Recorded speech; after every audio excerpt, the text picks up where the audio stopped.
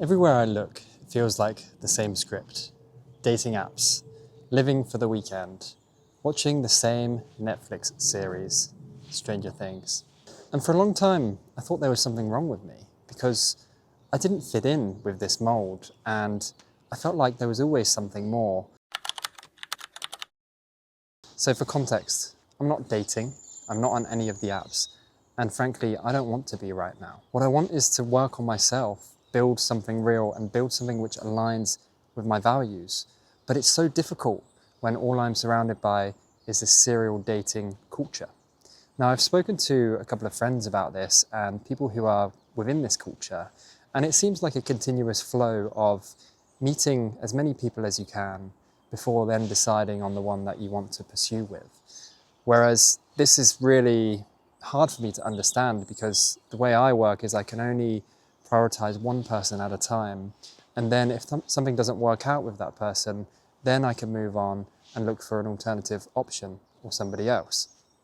But it seems like today, because of the dating apps and the culture that we're in, dating has become not about getting a relationship, but about having fun. And this is where the serial dating culture comes in. So what do? We download the dating apps, we update our profiles, we take very good pictures so other people will find us attractive, and then the dates start to roll in.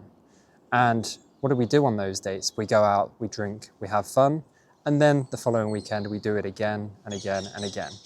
And I saw this early on actually when I moved to London, and I noticed a lot of the women that I was meeting when I would go for a date, I was just an option to them rather than the focus of the date. Actually, I had an example quite recently where a girl I knew was doing this thing where she dates 12 different people all at once and then makes a decision by the end of that if she wants to choose one of those or if she doesn't want any of them. And I asked her, what if you fall in love on the first date with the first guy? And she said, it doesn't matter, I'm still going to date the rest. So we've moved from a culture of finding one person and pursuing something with them to having so many options to choose from before then we make our decision. And this isn't me judging serial dating. If it works for you and that's what you want to do, great. But this is about realizing that it doesn't work for me and it hasn't worked for me. And I've always felt like I was on the outside, and now I'm calling it out for what it is. I've realized something uncomfortable. Constant dating can become a distraction from more important questions. Who am I without validation? What am I building for long term? What happens if I sit with discomfort or solitude instead of numbing it and trying to change it? Choosing not to date right now is not avoidance. For me, it's intentional. It's choosing clarity over noise. One thing which I would often ask myself is this lifestyle normal? Am I just the strange one here?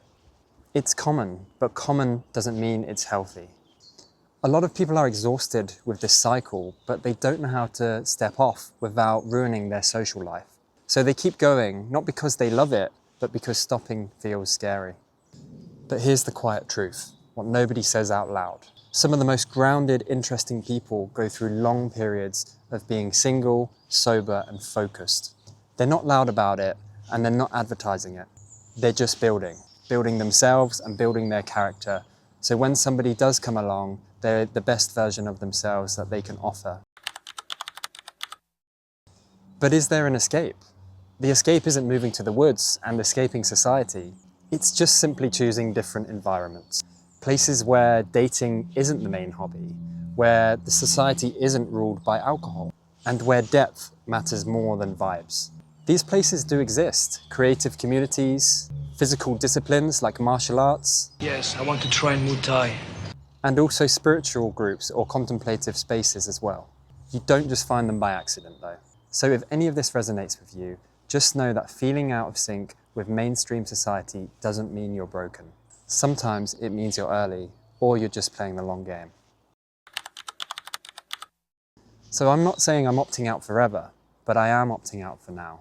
To build a stronger foundation, to know myself better, and to build the future life which I want. And if that means being a little lonely sometimes, then so be it. I'd rather be lonely and aligned than surrounded and disconnected.